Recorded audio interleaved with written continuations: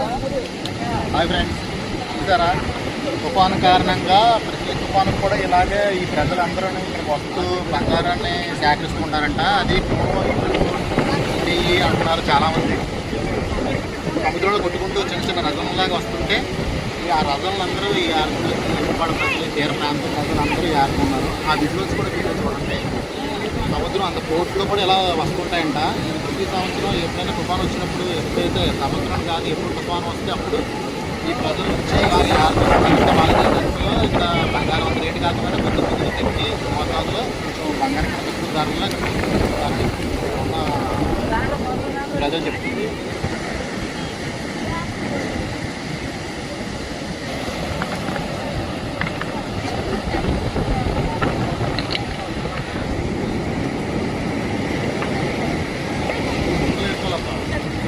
అదే రాణి వచ్చుంటే నా బాబు మావుడు మావుడు మావుడు అని